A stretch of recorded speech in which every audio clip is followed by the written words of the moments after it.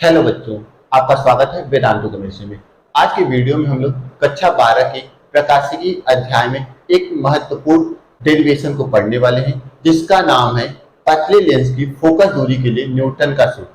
आपके एग्जाम में कैसे क्वेश्चन पूछ सकते हैं? आपके एग्जाम में पूछ सकते हैं कि पतले लेंस की फोकस दूरी के लिए न्यूटन का सूत्र लिखिए, या पतले लेंस की फोकस दूरी के लिए निगमन कीजिए, या पूछ सकता है एक्स एक्स डैश बराबर एफ एफ डैश में संबंध स्थापित कीजिए। तो यहाँ पे आपको एक चित्र साइड में दिख रहा होगा, जो कि एक प्रकार का क्या है, उत्तल लेंस है।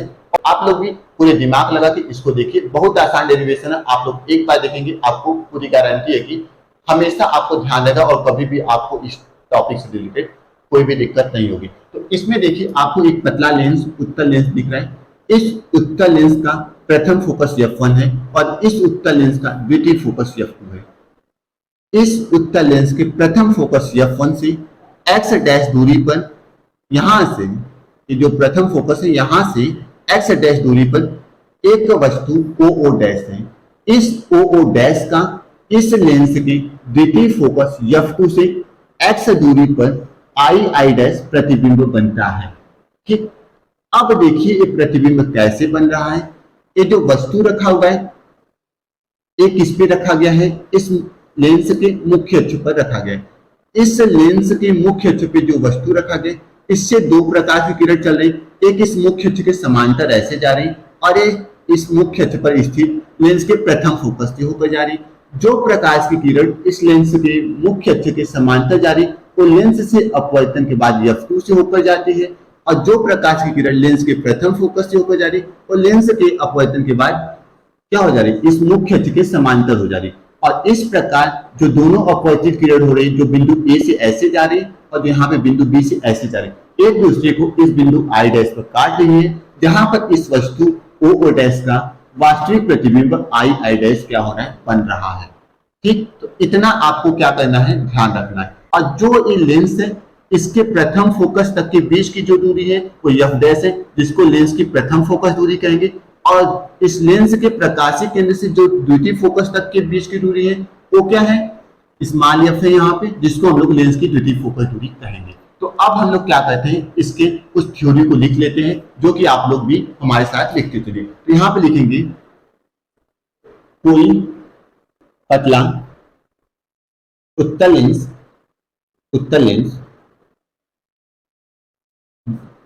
जिसके जिसके मुख्य अक्ष पर, मुख्य अक्ष मुख्य अक्ष पर कोई वस्तु, कोई वस्तु ओ ओ डैश, ये जो उत्तल लेंस है इसका एक मुख्य अक्ष, इस पर कोई वस्तु ओ ओ डैश रखा है। लेंस के लेंस के मुख्य अक्ष के मुख्य अक्ष के समांतर समांतर चलने वाली किरण, चलने वाली किरण चलने वाली किरण अपवर्तन अपवर्तन के बाद, अपवर्तन के बाद द्वितीय फोकस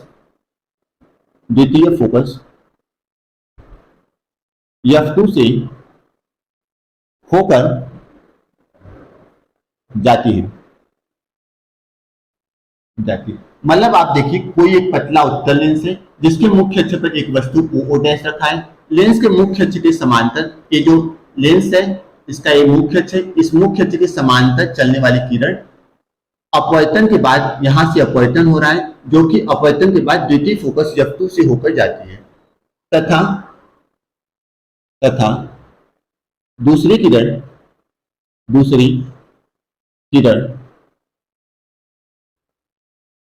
लेंस के प्रथम फोकस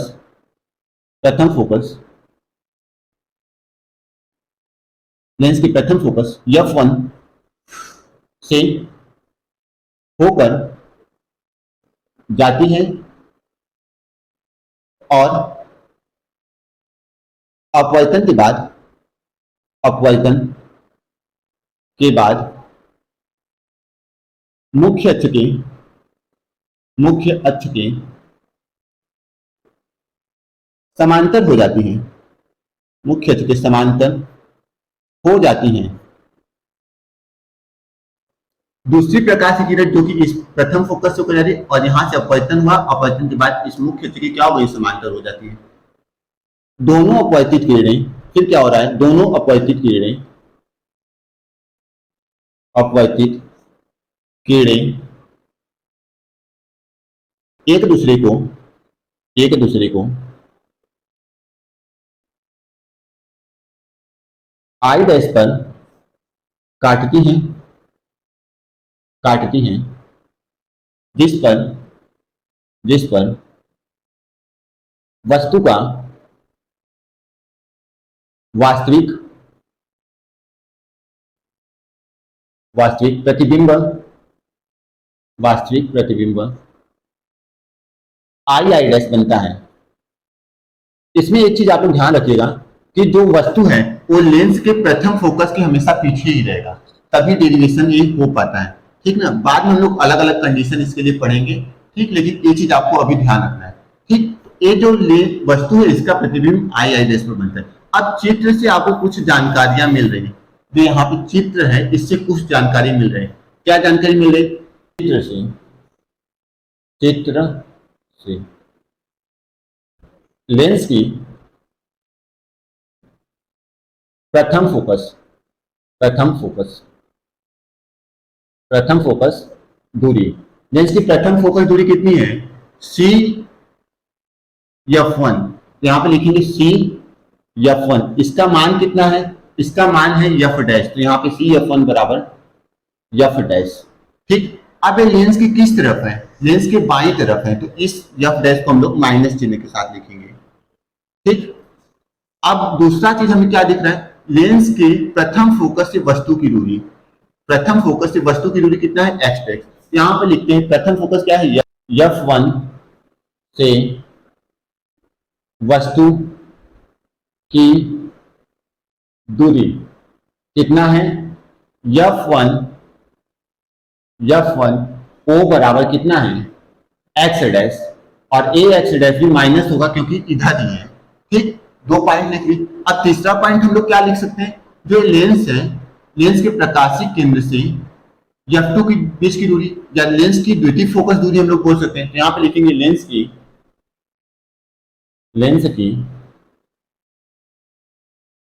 द्वितीय फोकस दूरी, लेंस की द्वितीय फोकस दूरी क्या है? CF2, C से F2 के बीच की दूरी है, तो यहाँ पे लिख देंगे CF2 बराबर कितना है? स्मॉल f, जो कि क्या होगा? लेंस के इस तरफ है, इसलिए ऋणात्मक हम लोग नहीं लेंगे, एक इसमें होगा धनात्मक होगा, ठीक। इतना बात हो गया। अब आगे हम लोग क्या लेंगे? लेंस के प्रकाशिक केंद्र से F2 के बीच की दूरी पता चल गया। अब इस द्वितीय फोकस F2 से प्रतिबिंब की दूरी कितनी है? x है, तो यहाँ पे लिख सकते हैं F2 से प्रतिबिंब की दूरी, F2 से प्रतिबिंब की दूरी कितनी है? F2 से प्रतिबिंब की दूरी कितना है? F2I, यहां पर लिख देते हैं F2I, जिसका मान कितना है? x है, तो यहां पे लिख देंगे +x, क्योंकि ये भी इसी तरफ है। तो इतना चीजें हम लोगों ने क्या किया? लिख दिया है। अब हम लोग क्या करेंगे? आगे बढ़ेंगे इस डेरिवेशन में।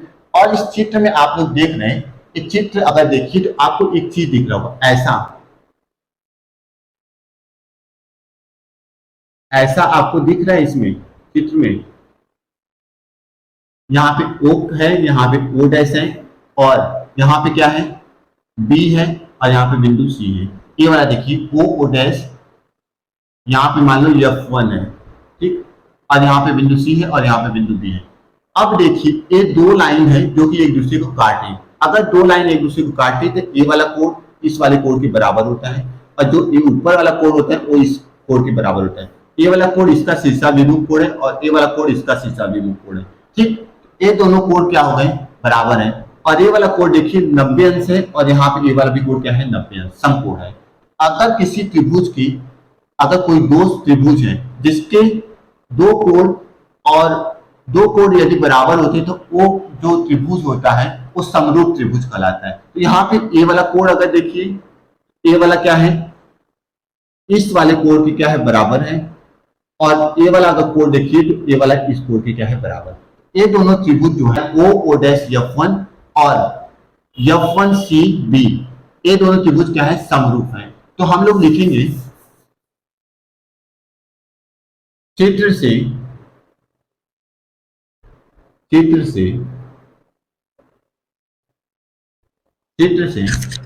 त्रिभुज ओ डैश F1 तथा ओ डैश F1 तथा F1CB त्रिभुज F1CB समरूप हैं। और यदि दो त्रिभुज समरूप रहते हैं, ठीक, तो उनके लंब, ए वाला त्रिभुज ओ डैश F1 देखिए तो इसका लंब क्या है, ओ डैश है, और F1C और B त्रिभुज देखिए तो इसका लंब क्या है, CB। अगर दो त्रिभुज समरूप रहते हैं तो उसके लंब और उनके आधार में एक निश्चित अनुपात होता है। तो यहाँ पे जो एक त्रिभुज है इसका लंब क्या है, ओ डैश, और इसमें इस वाले त्रिभुज में लंब क्या है, CB। यहाँ पे लिख देते हैं ओ डैश के बटा CB बराबर, इस त्रिभुज का आधार क्या है, OF1, तो यहाँ पे लिख देंगे OF1 के बटा में इस वाले त्रिभुज F1CB का आधार क्या है, F1C, तो यहाँ पे लिख देंगे F1C। अब जो यहाँ पे आपको दिख रहा है CB, यहाँ पे जो CB दिख रहा है वो क्या है, इस I डैश के क्या है, बराबर, क्योंकि दोनों यहाँ से समांतर रेखाएं आपको दिख रही है, तो CB जो है वो I डैश के बराबर है। यहाँ पे लिख देंगे क्योंकि CB बराबर I डैश, ठीक। तो यहाँ पे CB की जगह पे क्या आ जाएगा, ओ डैश के बटा I डैश बराबर OF1 के बटा F1C। इसको समीकरण नंबर 1 आपको मान लेना है। अब इसी तरीके से आप लोग इस लेंस के इस तरफ देखिए तो आपको दो त्रिभुज दिख रहा है, AC F2 और F2I डैश। तो यहाँ पे लिखेंगे पुनः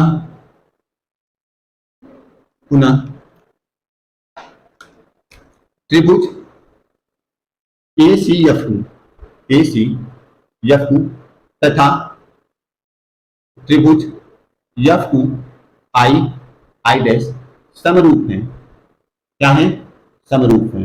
अब ये वाला त्रिभुज भी अगर समरूप है तो इस वाले त्रिभुज में ACF2 में जो आपको AC लाइन दिख रहा है, ये क्या है, लंब है, AC के बटा इस वाले त्रिभुज में F2I डैश में I डैश क्या है, लंब है, ठीक। I डैश क्या है, लंब है, I डैश बराबर। अब इसका आधार क्या है, CF2, यहाँ पे क्या लिख देंगे, CF2 के बटा इस वाले त्रिभुज का आधार क्या है, F2I, तो इसका लिख देंगे F2I। अब देखिए जो AC है, जो यहाँ पे AC है वो O डैश के क्या है, बराबर, क्योंकि यहाँ पे दोनों रेखाएं क्या है, समांतर। तो यहाँ पे लिख देंगे AC की जगह पे O डैश के बटा I डैश बराबर CF2 के बटा F2I, ठीक। यहाँ पे लिख देंगे क्योंकि AC बराबर O डैश, ठीक। इसको समीकरण नंबर 2 मान लेते हैं। अब समीकरण 1 और 2 को देखिए, दोनों का जो बायां पक्ष क्या है, बराबर। तो यहाँ पे लिखेंगे समीकरण 1 और 2 से, समीकरण 1 और 2 से आपको क्या मिल जाएगा, बाएं पक्ष बराबर है तो दायां पक्ष दोनों का हम लोग लिख लेते हैं। OF1 के बटा F1C बराबर CF2 के बटा F2I। OF1 यहाँ पे दिख रहा है ना, OF1 या F1 हो, दोनों सेम ही है। OF1 का मान कितना है, -x डैश, तो यहाँ पे इसके लिए लिख देते हैं -x डैश। F1C कहीं पे लिखा है, F1C या CF1, इसका मान कितना है, -f डैश, तो यहाँ पे लिख देते हैं -f डैश बराबर CF2 का मान कितना है, CF2 का मान है +f, तो यहाँ पे +f को +f लिख देते हैं कि बटा F2I दिख रहा है, F2I का मान कितना है, x, तो यहाँ पे +x लिख देते हैं। अब -c वाला माइनस क्या हो जाएगा, कट जाएगा और हमें क्या मिलेगा, x डैश के बटा यफ डैश, और इसका भी प्लस हमें लगाने की जरूरत है नहीं, यफ के बटा एक्स। अब हम लोग क्या करेंगे, एक्स का एक्स में गुणा कर देंगे, सीधे गुणा, तो हमें क्या मिल जाएगा, एक्स एक्स डैश बराबर यफ यफ डैश। यही क्या जो आपको दिख रहा है, यही क्या है, इस पूरे दिग्गमन का सूत्र है। तो यही लिखेंगे यहाँ पे, यही। अभी ये डेरिवेशन खत्म नहीं हुआ है, अभी हम लोग आगे भी इसको देखेंगे। यही न्यूटन का सूत्र है, यही न्यूटन का सूत्र है। अब आगे अगर देखें, जो ए लेंस है, ठीक, ए लेंस में अगर दोनों ओर माध्यम क्या हो जाए, समान हो जाए, इस लेंस के भी एक, ये जो माध्यम है वो समान हो जाए, और ये वाला जो लेंस है उसके ओर, दोनों ओर क्या हो, माध्यम समान है। अगर दोनों ओर माध्यम समान है तो F1 का मान क्या होगा, जो यहाँ पे लेंस का प्रकाशीय केंद्र से F1 के बीच की दूरी जो है F डैश है, एक इसके बराबर हो जाएगी इस प्रकाशीय केंद्र से F2 के बीच की दूरी, मतलब F डैश F के क्या हो जाएगा, बराबर हो जाएगा। तो यहाँ पे लिखेंगे एक लाइन, और यहाँ पे हम लोग खींच लेते हैं इधर, और लिखेंगे यदि दोनों ओर माध्यम समान हो, दोनों ओर माध्यम समान हो, तो यदि लेंस के दोनों ओर माध्यम समान हो तो जो आपको यहाँ पे यफ दिख रहा है, ये क्या हो जाएगा, यफ डैश के बराबर। तो यफ बराबर क्या हो जाएगा, यफ डैश हो जाएगा। और जो यफ डैश है ये किस चिन्ह के साथ आएंगे, माइनस, क्योंकि ये लेंस की किस तरफ है, बाएं तरफ। तो ये चीज आपको क्या करना है, ध्यान रखना। अब इस समीकरण में देखिए, यफ बराबर माइनस यफ डैश मिल गया, इसका मतलब यफ डैश का जो मान होगा वो भी क्या होगा, माइनस यफ के बराबर होगा, अगर इस तरफ माइनस को हम लोग देखते हैं। अब जो यहाँ पे यफ डैश है उसको यहाँ पे देखिए, यफ डैश यहाँ पर भी है, अगर यफ डैश का मान अगर हम लोग इसमें रखते हैं, इसको कोई समीकरण 3 मान लेते हैं, ठीक, तो यहाँ पे लिखेंगे समीकरण 3 में यफ डैश बराबर माइनस यफ रखने पर तो यहाँ पे अगर माइनस यफ रखेंगे तो हमें क्या मिल जाएगा, एक्स डैश बराबर क्या हो जाएगा, यफ, और यफ डैश की जगह पे माइनस यफ रख देंगे, तो यहाँ पे माइनस यफ का स्क्वायर हो जाएगा एक्स डैश। मतलब डबल दोनों ओर अगर माध्यम समान है तो हमें ये वाला सूत्र मिल जाएगा, एक्स डैश बराबर माइनस यफ का स्क्वायर, ठीक। अब एक और कंडीशन है, अब दूसरा कंडीशन क्या है, अगर जो वस्तु है वो लेंस के प्रथम फोकस से दूरी पे न होकर बल्कि इसी प्रथम फोकस पे आ जाए तो यहाँ पे लिखेंगे जब वस्तु प्रथम फोकस पर आ जाए, प्रथम फोकस F1 पर आ जाए तो अगर वस्तु लेंस के प्रथम फोकस पे आ जाएगी तो एक्स डैश का मान क्या हो जाएगा, 0, क्योंकि यही तो थी प्रथम फोकस से वस्तु की दूरी एक्स डैश थी। अगर वस्तु ही F1 पे आ जाए तो एक्स डैश का मान क्या हो जाएगा, 0, तो एक्स डैश बराबर क्या हो जाएगा, 0।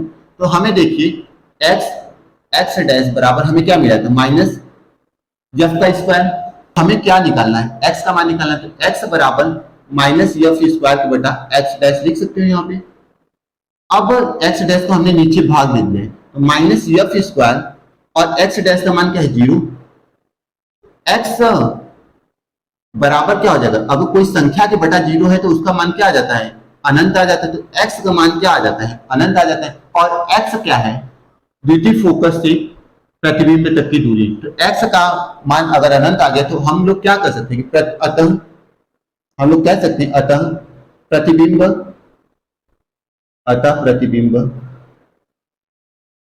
अनंत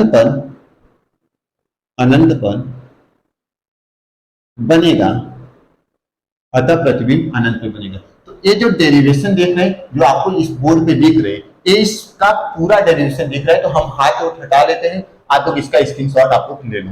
तो मुझे उम्मीद है ये डेरिवेशन आपको बहुत अच्छी तरीके से समझ में आया होगा। तो फिर हम लोग मिलेंगे नए वीडियो के साथ।